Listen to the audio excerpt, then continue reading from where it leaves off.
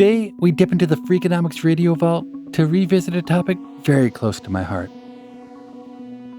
Welcome to People I Mostly Admire with Steve Levitt.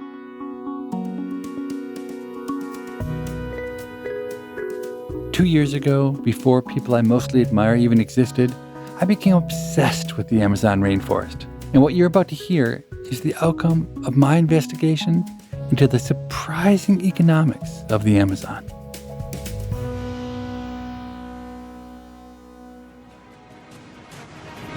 Fires are raging across Brazil's Amazon rainforest. The world's largest rainforest is being destroyed at an alarming rate. Much of the blame is being heaped on Brazil's far-right president, Jair Bolsonaro.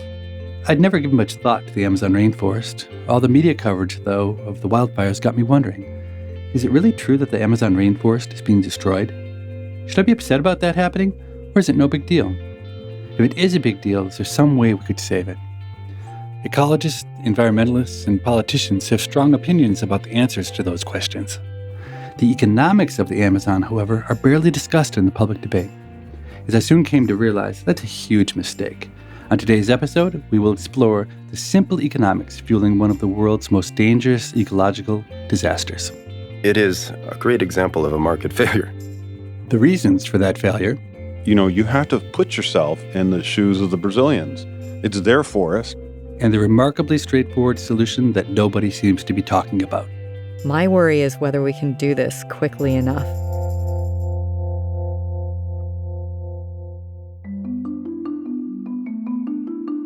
The Amazon rainforest covers roughly 1/3 of South America, stretching across parts of 9 different countries but lying primarily in Brazil. It's by far the world's largest forest, and it is the home to roughly 10% of all the species on the planet. The vast interior is relatively untouched, but deforestation has already shrunk the forest by almost 20%, primarily in the Brazilian Amazon, where the great majority of the 30 million people living near the Amazon reside. Daniel Nepstead is an ecologist who studied the Amazon rainforest for over 30 years and written more than 100 scholarly articles on the subject. I asked him, what would happen to the global environment if we woke up tomorrow and the Amazon was gone? The prospect of avoiding the more catastrophic dimensions of climate change would be virtually gone. Nepstead runs the Earth Innovation Institute. We're a small nonprofit research and action group with offices in Brazil, Peru, Colombia, Indonesia, on the ground trying to move forward large-scale strategies to solve tropical deforestation as we deliver benefits for indigenous people and other rural communities. Nepstead has earned himself a nickname in the field of ecological research. People call me the tree-killing ecologist. In one experiment, he covered the forest floor with 6,000 plastic panels to find the drought threshold beyond which trees begin to die. In another experiment, he burned 100-acre plots of forest at different intervals to ascertain the rainforest's resilience. He's willing to kill some trees along the way because he knows how important preserving the Amazon is for fighting climate change. If we take the 100 billion tons of carbon stored in the trees of the Amazon, that going into the atmosphere is about 400 billion tons of CO2. And that's 10 years worth of global, humanity-wide emissions of CO2. Any economic discussion of the Amazon has to start with the fact that the amount of carbon stored in the Amazon is truly immense, over 70 times greater than the annual U.S. output of greenhouse gases. Destroying the Amazon and releasing that amount of extra carbon into the atmosphere would utterly swamp everything society's been doing to reduce emissions. Although it didn't attract much international attention, between 1970 and 2005, Brazil seemed to be doing everything it could to destroy the forest. Almost 1/5 of the Brazilian Amazon was deforested over that period. On average, an area of forest the size of the state of Connecticut disappeared each year. But in the 2000s, under the guidance of President Lula da Silva, things started to improve. The Brazilian government is really a hero in terms of strategies for slowing deforestation. President Lula was in his second year in office. He launched a program, a strategy that cut across more than a dozen ministries, including the central bank, to basically control deforestation. The strategy that was implemented, it was very heavy on sticks and very light on carrots.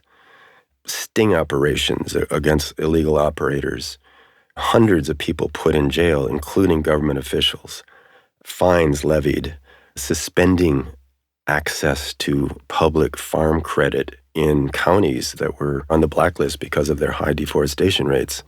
And that was put in place in 2005. By 2012, deforestation had declined almost 80% across the entire Brazilian Amazon. Phenomenal success. A new Brazilian government led by Jair Bolsonaro took office in 2019. Facing an unemployment rate over 12% and sluggish economic growth, Bolsonaro made good on his campaign promises to scale back the Amazon protections and regulations put in place in 2005. Deforestation is now back on the rise. This last year, there was a 30% increase over the prior year. We're at about half of the historical average. And so 20,000 square kilometers of forest tend to fall, in pre-2005. We're now at 10,000, and all signs are that it's continuing to grow. Indeed, the New York Times recently reported that deforestation between January and April 2020 was 55% greater than the same period in 2019. COVID-19 appears to be contributing to the increase, with law enforcement efforts hobbled by the pandemic. The international community has condemned the rollback of protections, and countries like Germany and Norway have even cut aid payments to Brazil. It's easy to understand the backlash, but it's just as easy to understand why people cut down the forest. The regions in and around the Amazon are among the poorest in Brazil, a relatively poor country to begin with. Cleared land provides an immediate economic benefit to the owner. Land in the Amazon is deforested for a variety of uses, but one particular industry dominates. Cattle ranching is really the way that people use the land. 70% or so of the cleared land of the Amazon is in cattle pasture. Now, there are 75 million cattle in the Amazon, but it's really not that great a place to raise cattle, from what I understand. Neither the soil, it's also far away from places where people want to eat beef. The productivity of cattle ranching in the Amazon is notoriously low. Why are we raising cattle in the Amazon? There's one Amazon, and there's a million places to raise cattle. It is a great example of a market failure, I think, where converting a 300-ton forest that would have 200 tree species and tons of unknown other species for a weak cattle pasture that will give you maybe 30, 50 kilos of beef a year is one of the worst trade-offs, I think, in the world. While the news coverage of the Amazon fires last summer seemed to suggest they were wildfires, a product of nature, that's not what Nepstead says. First of all, it wasn't a severely dry year, so most of the intact forests were not vulnerable to fire. Second, there were very few reports of fire getting into forests, mostly around the edges. What we were seeing is a big uptick in the amount of chainsaw deforestation plots being burned. Those are sections of the forest being first chopped down with chainsaws and then intentionally set on fire to clear land for cattle. For many, the natural reaction has been to protest, demoralize, to blame the Brazilian government. Those are all reasonable reactions, but the fact is that the people doing the burning are mostly decent people trying to scratch out a living, responding to the incentives given to them. If we want to solve the problem, we need to change those incentives. And who better to think about that challenge than an economist? I'm Michael Greenstone. I was the chief economist for the Council of Economic Advisors in the first year of the Obama administration. Greenstone is now back as my colleague at the University of Chicago, but while he was in government, one of his jobs was coming up with environmental regulations. And the trick of doing things through regulations is that they have to go through a cost-benefit analysis. And any regulation that reduces carbon is going to have some costs that's going to be measured in dollars, and it's going to have some benefits, which are going to be measured in CO2. Dollars are always going to beat CO2 because people don't know what CO2 is.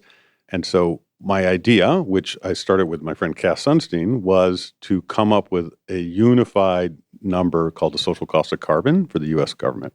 And that was a way to monetize the damages of the release of an additional ton of CO2. Before you went to create that number, how did the U.S. government think about the social cost of carbon? It was completely incoherent. You had some agencies, let's call them agencies that shall remain nameless, but maybe think there should be more transportation in the world, thought that the cost should be effectively $1 or $2 per ton of CO2. You had other agencies who thought that the environment was their mission, and they thought it was basically infinity. To determine where between $1 per ton and infinity the cost of carbon was, Greenstone relied on what economists call integrated assessment models, IAMs. And they are very high-level models that basically go from a puff of CO2 into the air to how that's going to affect atmospheric concentrations of CO2, to how it's going to affect temperature, to how that's going to affect economic activity and human well-being. Those models were almost all developed in the 1990s when computers were not very good and we didn't have access to a lot of data. And so they, by necessity, were very assumption-driven. What has happened since then has been an explosion in computing power and an explosion in access to data. And we're now beginning to be able to build an empirical foundation for what the damages of climate change might look like. I think probably the average outcome is that it's going to be painful and cause damages, and we'll learn to adapt from them. But there's a pretty wide set of unknowns, and buried in those unknowns are some things that would be much worse. One key metric used by economists to measure the negative consequences of climate change is the number of, quote, 90-degree days per year. A 90-degree day is a day where the average of that day's high and low temperature is at least 90 degrees. That is roughly the temperature level that turns out to be dangerous for both people and crops. But how dangerous? That depends on where you live. If you're sitting in the United States, higher temperatures, we got really good systems in place to deal with them. India is really like ground zero for climate damages, I think, because it's relatively poor. It's not easy for them to protect themselves. Further temperature increases there would have big impacts on crop yields, big impacts on health. Some of my own research suggests that without adaptation, an extra 90-degree day in India will kill 20 times as many people as it does in the U.S., precisely because they're relatively poor and not well equipped to handle it. A key decision that Greenstone faced when trying to quantify the social cost of carbon was whether to consider only the impact on Americans or to take into account the global impact. There's something intuitively appealing about not counting damages that occur outside the United States, and many people have that reaction. My view, ultimately our judgment, was that since CO2, wherever it's released, has impacts around the planet, we cared about other countries reducing emissions as well. And so that in a kind of international negotiation sense, every time we reduce a ton of CO2, we're providing benefits for the Chinese and Indians. But every time they reduce a ton of CO2, they're producing benefits for us. And so the idea was by using a global value, you could induce reactions that would reduce emissions that would benefit people in the U.S. Taking all of these variables into account, Greenstone and his team concluded that the social cost of carbon is $50 per ton of CO2. The average man, woman, child in the United States emits about 16 metric tons per CO2 per year. So you could think of yourself, or the average person, as doing about $800 of climate damages per year. Greenstone's hope was that putting a price on carbon and ensuring that that price had legitimacy would lead to more thoughtful policy, although this hasn't been 100% successful. In some sense, climate change is a super boring economics problem in that it's very easy to figure out what to do globally. That is, you should set a price on carbon, and then you should fund R&D in green energy. Super easy. Those turn out to be pretty politically challenging to do.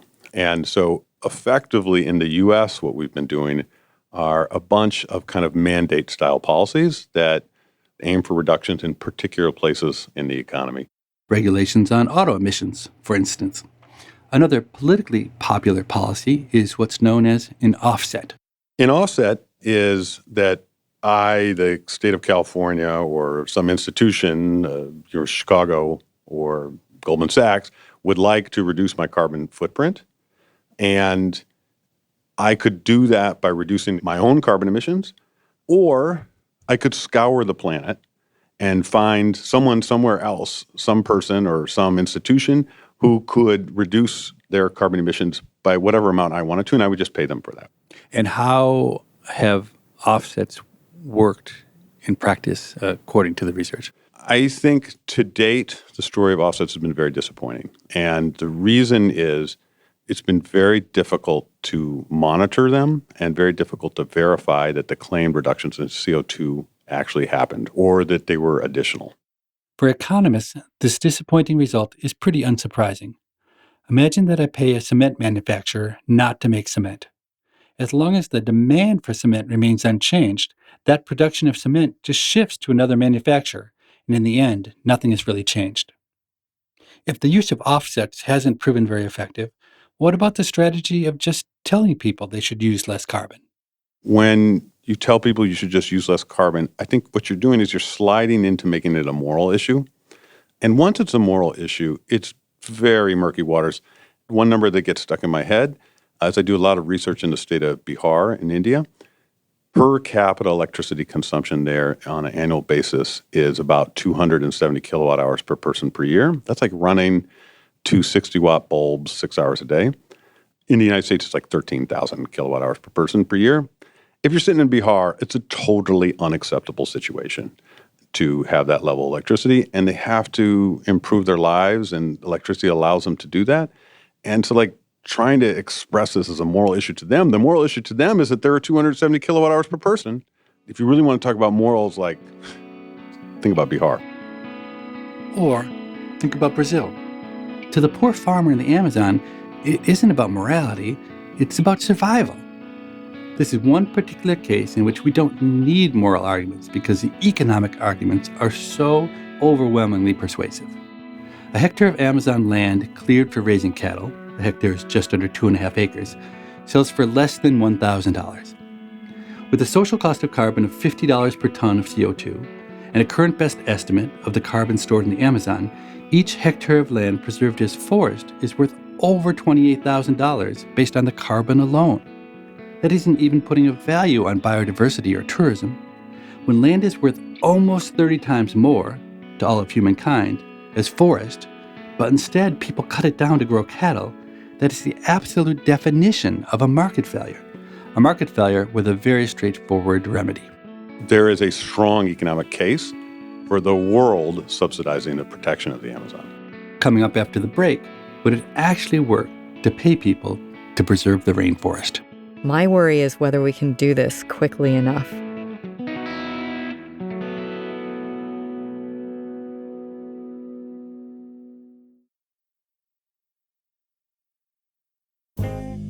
So you've, as an ecologist, become friends with economists and have learned to think in many ways like an economist, but that can't be a very popular stance among ecologists more generally, is it? Well, things are changing. That's the ecologist, Gretchen Daly. Initially, people thought teaming up with economists was sort of selling out. But now people are getting more sophisticated in their thinking on the science side of things and recognizing that economics has incredibly powerful ways of understanding why people make the choices they do. Daly works at Stanford. I'm a professor in biology, and I've long been brainwashed by people in economics and feel there's so much potential in working together to begin to capture the values of nature in our minds, on our balance sheets. At Stanford, Daly is co-founder and director of the Natural Capital Project. So natural capital is kind of a dry-sounding term, but it's basically Earth's lands, waters, and the biodiversity, all the life. We don't think much about natural capital, and we pay a lot of attention to financial capital that sort of keeps everything flowing. And your point is that there's other inputs into our economy, and one of those is nature. And the term natural capital is designed to integrate into our economic thinking the role that nature's playing in how the economy functions, not only today, but also in the future. That's exactly right. Basically, historically, we've recognized the scarcity often and value of these other forms of capital and the immense payoff from investing in them. And it's just now that we're starting to recognize the scarcity of natural capital. The modern metric for calculating the health of a country's economy is gross domestic product. And it's traditionally been based solely on the market value of all the goods and services produced in a country over a period of time. Daly and her team want to extend that notion to encompass environmental factors, what they have termed gross ecosystem product, or GEP.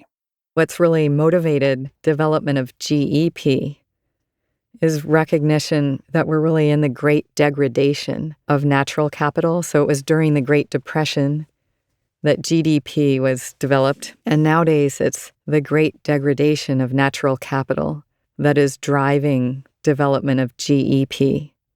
So GEP was actually called for by leadership in China, where they recognized that even with all the success they'd had in highest GDP growth rates in the world and lifting so many millions of people out of poverty more successfully than any other country has done, that actually it came at this devastating cost.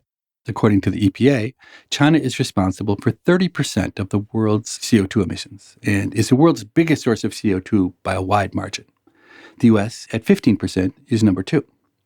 Air and water pollution are estimated to cause over 1.5 million premature deaths per year in China.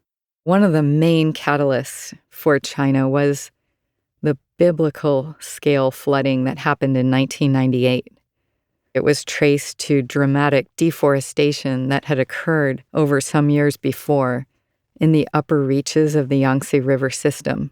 And that deforestation made downstream people much more vulnerable to devastating flooding. And the reason is that forests are like a sponge. But in 1998, the deforestation had been really extensive. The rains were much heavier than usual. And that just spelled disaster, and millions of people were affected. The total costs were estimated kind of at a lower bound at about $35 billion. And rapidly, as China is noted for making rapid responses, the government called for all the evidence and a systematic understanding of the situation and said, okay, there's only one way out of this. There's no way we can substitute using physical infrastructure for all the flood control services that the Yangtze River provides to hundreds of millions of people downstream. We have to restore that forest. And they launched the biggest reforestation program that Earth has ever seen, paying about 120 million households to protect existing forest or restore forest. And the payments over the past decade or so have amounted to about $150 billion. China's Grain for Green program has been ongoing since 1999. The payouts are relatively small on a per capita basis, but for a small amount of money per capita, there's been a massive increase in flood security. The program has seen large successes. Delhi found that a decade after the program was implemented and millions of hectares were reforested, there were improvements in soil retention, carbon sequestration, flood mitigation, and even sandstorm prevention. But China was not the first country to come to the conclusion that a cheap, effective way to preserve a threatened ecosystem was to simply make payouts. So Costa Rica had a deforestation rate of over 4% per year through multilateral development banks, really incentivizing conversion of forest to farmland and pasture. So recognizing all that, leaders in Costa Rica decided to put a price on rainforest. That was in 1996. And it was basically the first time that was done in policy and finance. And what they launched was a payment system, the first ever at a country scale, where they said, if you protect or restore rainforest on your property, we'll pay you. And the payments were pretty low, but it was amazing. They were about, I think, $50 per hectare, or roughly $20 per acre per year. And that payment was enough to really slow and actually reverse deforestation rates. So what should we do about the Amazon? As you think about deforestation, especially if you're making moral arguments against it, you shouldn't forget about the not-too-distant past. Daniel Nepstead again. Every developed country in the world, maybe with the exception of the northern countries that have huge areas of boreal forest like Canada and Russia, has basically pushed their forest, whittled them down to very small areas, and then put boundaries around parks and protected areas. Take the northeastern U.S. as a small-scale example. At one point in our history, forest cover had shrunk by as much as 90% compared to pre-colonial times, though much of that has now been reforested. And that is not lost at all on Brazilians. Some folks feel like no matter what Brazil does, there will always be international criticism. If you look at the Amazon, more than half of the remaining forests of the Amazon are in some form of protection, parks or reserves or indigenous territories. There's a frustration that whatever Brazil does, it's never enough. I think an enormous off-ramp for being effective in dealing with the climate change problem is veering onto the moral lane. The economist Michael Greenstone again. And, you have to put yourself in the shoes of the Brazilians. It's their forest. It should be a good deal for them if they're going to do it. And the moral part is just the Brazilian morals about Brazil's forest are very different than the Norwegians' morals about Brazil's forest. And I think that off-ramp just goes nowhere in the end. There is this concern in Brazil, it's not ubiquitous, that there's an international plot to take over the Amazon. And that resurfaces every now and then. There was a document produced in the United States called Farms Here, Forests There. It's easy to see how Brazilians could become paranoid.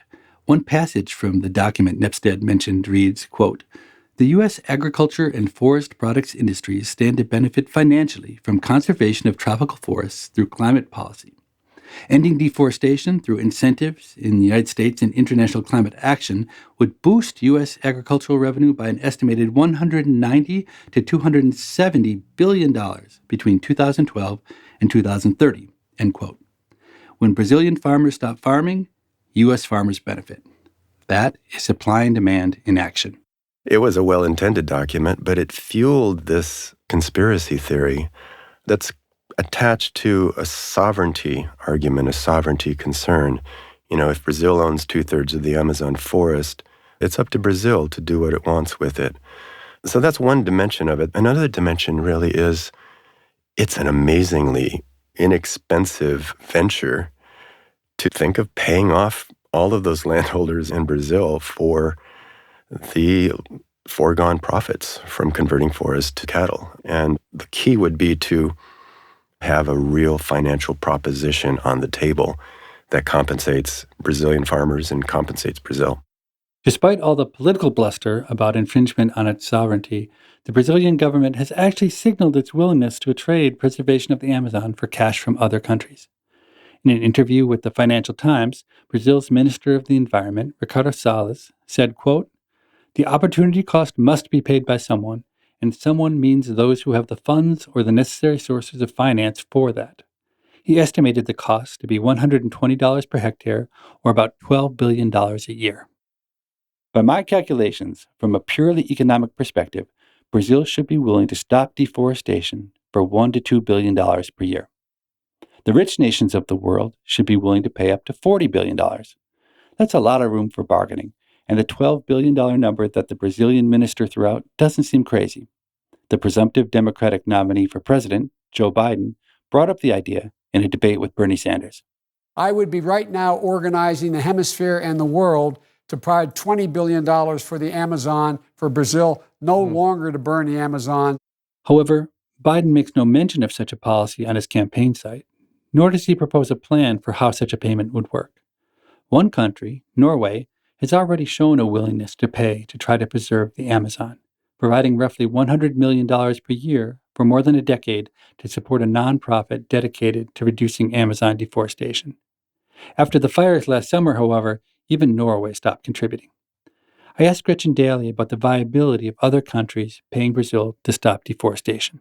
There's a big question as to whether these approaches to valuing nature, and especially to paying people to protect or restore nature, whether they can be scaled up and implemented, especially across country boundaries. Countries worldwide should be investing. It would pay off economically to do so. But how realistic is that? I would say at one level, if we had ample time, that this movement is going to keep going and growing. My worry is whether we can do this quickly enough. And I think that's the general worry, that we're really in a race. We don't have very much time. I may never go to the Arctic and see a polar bear, and I may never go to the Amazon. But I feel good that they exist. And it's not just that I feel good, I'd be willing to pay something for it. And that is like an adder to the instrumental value of the Amazon.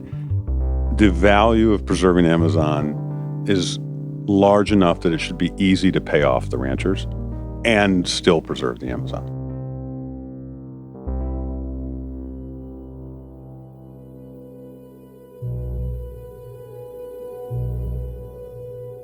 Well, Joe Biden has been president for a year, and I'm sorry to say, neither he nor any other world leaders have taken my proposal to heart. Meanwhile, the situation just gets worse and worse. Between August 2020 and July 2021, the rate of Amazon deforestation was the highest in a decade, up 57% from the year before. There aren't that many easy victories when it comes to fighting climate change, but this is one of them. There's absolutely no reason why we should be screwing this up. Thanks for listening, and we'll be back next week with a brand new episode of People I Mostly Admire.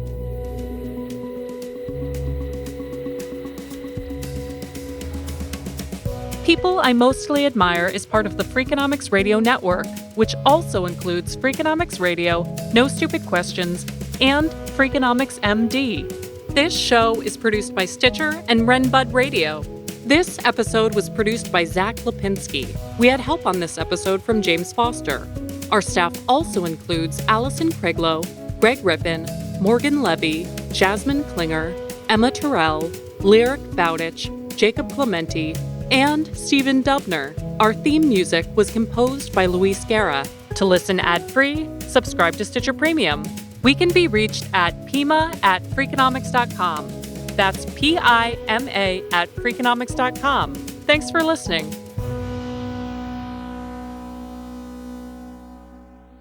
Let me just say one quick thing. There's a really strong echo for me. Okay, that's a very important thing to say.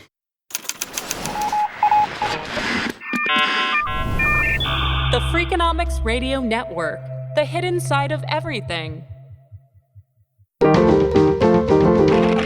Stitcher.